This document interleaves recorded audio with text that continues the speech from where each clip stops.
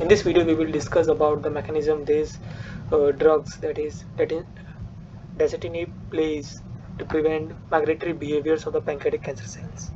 So in this attempt, in the figure 1 we will the figure 1 of this paper, we will discuss how this Dasatinib prevent this Smad2 and Smad3 activations in the TGF-β1 induced PDAC cells. In the previous papers we have understood how this TGF-β1 will trigger the activation of this Smad2 and Smad3, and that will cause more proliferations and migrations. So by deactivating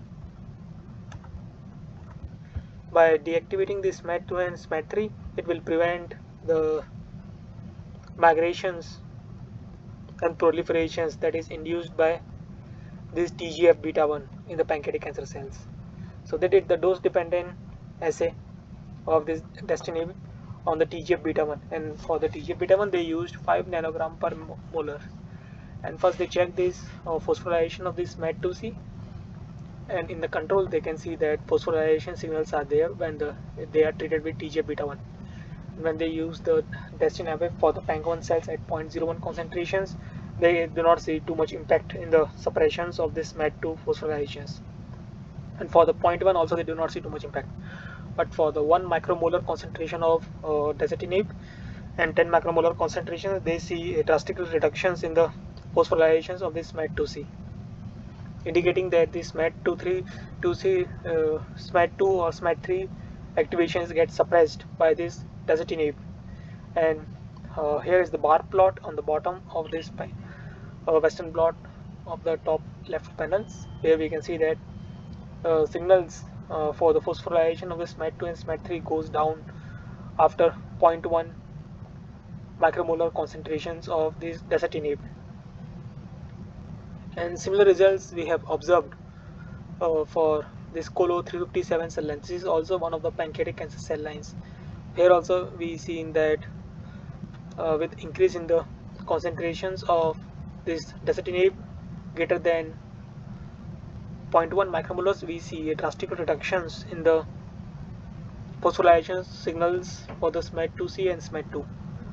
The quantification results are shown in the bottom of this top right panels, where we can see that the phosphorylation for Smad2C and Smad2 goes down with increase in the concentration of Dasatinib.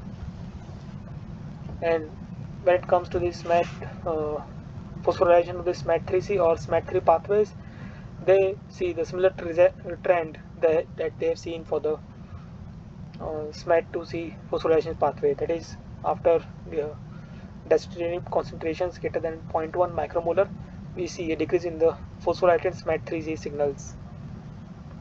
And for the 10 macromolars, we do not see any signals, almost negligible signals for the phosphorylation Smad-C.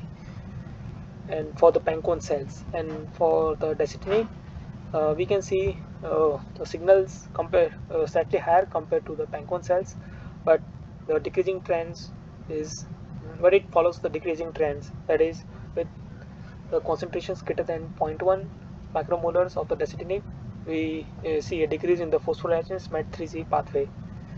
And from the previous paper that we have discussed, we have understood the impact of the TGF-β on the Smad2C pathway and its role towards proliferations and migrations. So by directly preventing this activation of the Smad2/3 pathway, we are suppressing the proliferations and migration properties. But one more thing that we have understood when we discussed the previous paper, that TGF-β1 not only activates this Smad2/3 pathway, but it also activates the other pathways that people have not described. So it's because of that reason the only preventing this Dasatinib, this Smad2/3 activation does not completely suppress the proliferations and migrations of the pancreatic cancer cells, but it will reduce the proliferations and migrations to some extent. And that is why this Dasatinib helps in suppressing the or elevating the conditions in the pancreatic cancers proliferations and migrations, but not completely eliminating it. So I hope you understood Dasatinib impact on the Smad2 or Smad3 activations in the TGF-β induced PDAC cells. If you need to understand more about these experiments in detail, you can go to the reference that has been provided in the description. That's all for this video. Thank you for your time.